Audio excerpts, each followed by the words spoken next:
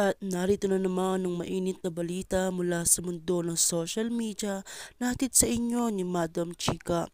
Isang kontrobersyal at nakakagulat na pangyayari ang naganap ngayong araw nang lumuhod si Pangulong Ferdinand Marcos Jr. sa harapan ni Vice Presidente Sara Duterte at nakiusap na huwag ituloy ang mga kasong isinampa laban sa kanya. Ang eksenang ito ay naganap sa isang pribadong pagpupulong kung saan tumaas ang tensyon at emosyon ng dalawang leader ng bansa.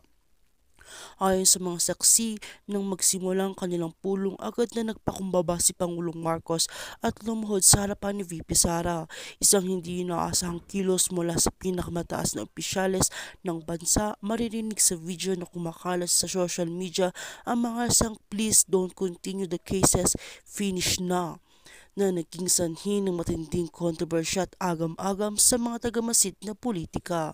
Ang hindi pangkaraniwang kilos na ito ay ni Pangulong Marcos ay maaaring isang senyales ng matinding pangangailangan upang mapanatili ang pagkakaisa sa pagitan ng kanilang mga pamilya at politika. Ang mga kasong tinutukoy ay may kinalaman sa mga isyu ng kapangyarihan at ang relasyon nila sa mga aliado at kalaban sa politika.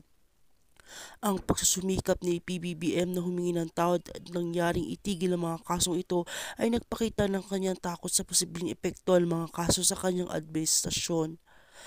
Gayunpaman, ang kaguluhan sa dulot ng insidenteng ito ay nagbigay daan sa iba't ibang reaksyon mula sa mga mamamayan at mga kritiko. Ayon sa mga oposisyon, ito ay isang patunay na malupit na politika sa bansa kung saan ang mga matataas na opisyales ay naghahangad ng takpan ng kanilang mga pagkakamali at hindi matapat ng pamamahala.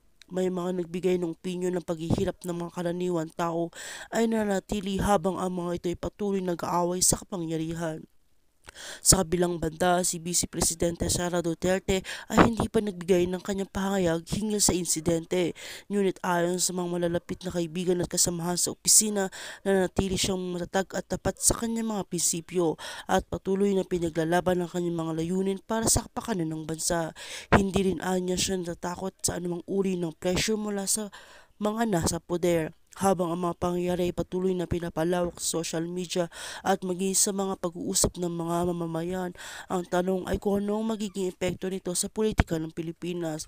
Magiging malupit na hamon ba ito para kay Pangulong Marcos at Vice Presidente Sara? O magdadala ba ito ng isang bagong kabanata sa kanilang relasyon ng pamumuno? Maghintay tayo ng mga susunod na pangyayari. Para sa mga balita at updates, manatili lamang po kayo sa aming himpilan. At kung bago ka pa lamang sa akin channel, ay huwag kalimutan mag-like, share, and subscribe para update ka sa aming bagong balita.